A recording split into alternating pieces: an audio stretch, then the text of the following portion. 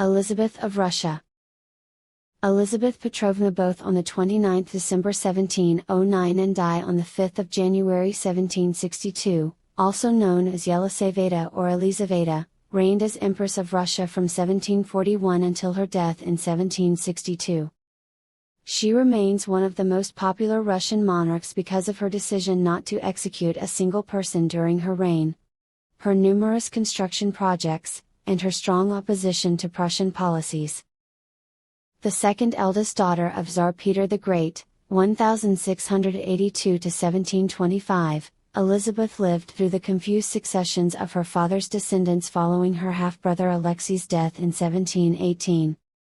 The throne first passed to her mother Catherine I of Russia, 1725 to 1727, then to her nephew Peter II, who died in 1730 and was succeeded by Elizabeth's first cousin Anna. After the brief rule of Anna's infant great-nephew, Ivan VI, Elizabeth seized the throne with the military support and declared her own nephew, the future Peter III, her heir. During her reign, Elizabeth continued the policies of her father and brought about a remarkable age of enlightenment in Russia. Her domestic policies allowed the nobles to gain dominance in local government while shortening their terms of service to the state. She encouraged Mikhail Lomonosov's foundation of the University of Moscow, the highest-ranking Russian educational institution. Her court became one of the most splendid in all Europe, especially regarding architecture. She modernized Russia's roads, encouraged Ivan Shuvalov's foundation of the Imperial Academy of Arts, and financed grandiose Baroque projects of her favorite architect, Bartolomeo Rastrelli, particularly in Peterhof Palace. The Winter Palace and the Smolny Cathedral in St. Petersburg are among the chief monuments of her reign. Elizabeth led the Russian Empire during the two major European conflicts of her time, the War of Austrian Succession Fren, 1740 to 1748, and the 7 Years' War from 1756 to 1763. She and diplomat Alexei Bestuzhev-Ryumin solved the first event by forming an alliance with Austria and France, but indirectly caused the second. Russian troops enjoyed several victories against Prussia and briefly occupied Berlin, but when Frederick the Great was finally considering surrender in January 1762, the Russian Empress died. She was the last Agnatic member of the House of Romanov to reign over the Russian Empire. Reign? Elizabeth crowned herself Empress in the Dormition Cathedral on April 25, 1742, which would become standard for all emperors of Russia until 1896. At the age of 33, with relatively little political experience, she found herself at the head of a great empire at one of the most critical periods of its existence. Her proclamation explained that the preceding reigns had led Russia to ruin. The Russian people have been groaning under the enemies of the Christian faith, but she has delivered them from the degrading foreign oppression. Russia had been under the domination of German advisors, so its empress exiled the most unpopular of them, including Andrei Osterman and Burkhard Christoph von Munich. She passed down several pieces of legislation that undid much of the work her father had done to limit the power of the Church. With all her shortcomings, documents often waited months for her signature. Elizabeth had inherited her father's genius for government. Her usually keen judgment and her diplomatic tact again and again recalled Peter the Great. What sometimes appeared as irresolution and procrastination was most often a wise suspension of judgment under exceptionally difficult circumstances. From the Russian point of view, her greatness as a stateswoman consisted of her steady appreciation of national interests and her determination to promote them against all obstacles. Elizabeth's court was one of the most splendid in all Europe.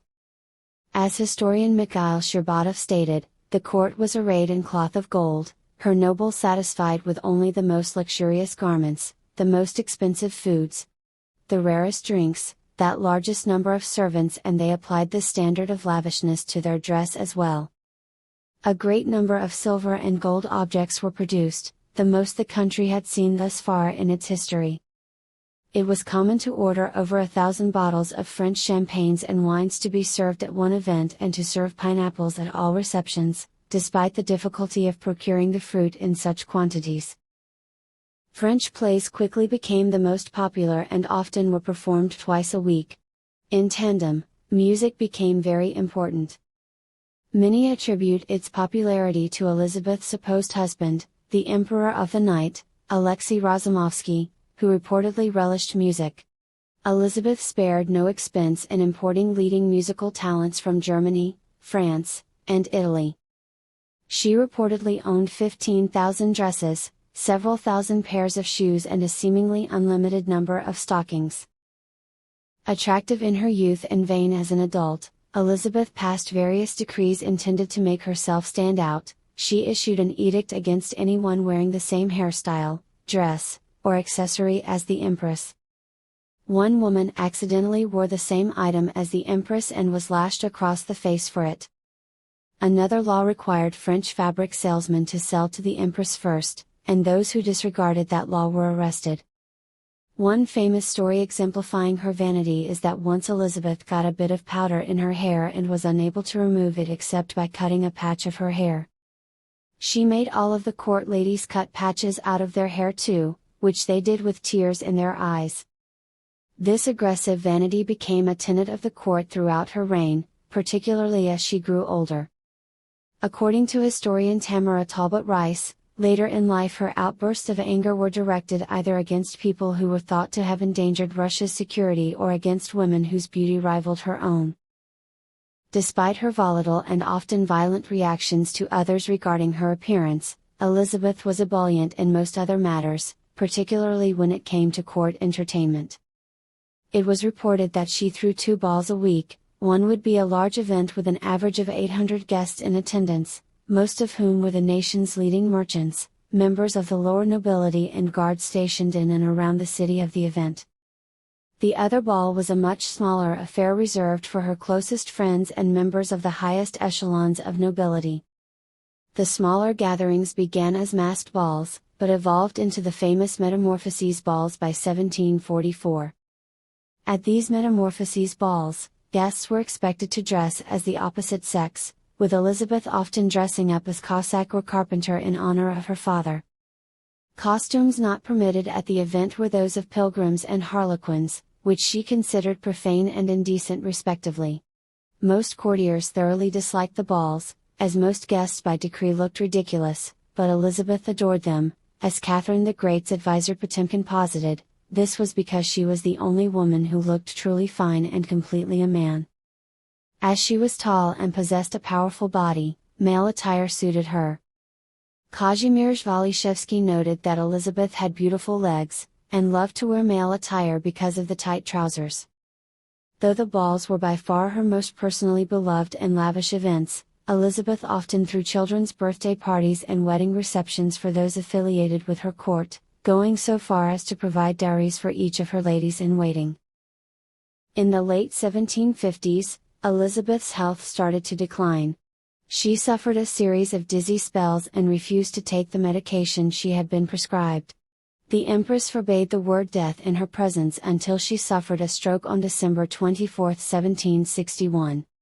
Knowing that she was dying, Elizabeth used her last remaining strength to make her confession, to recite with her confessor the prayer for the dying, and to say farewell to the few people who wished to be with her, including Peter and Catherine and Counts Alexei and Kirill Razumovsky.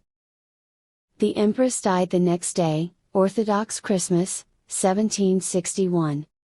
For her lying in state, she was dressed in a shimmering silver dress. It was said that she was beautiful in death as she had been in life.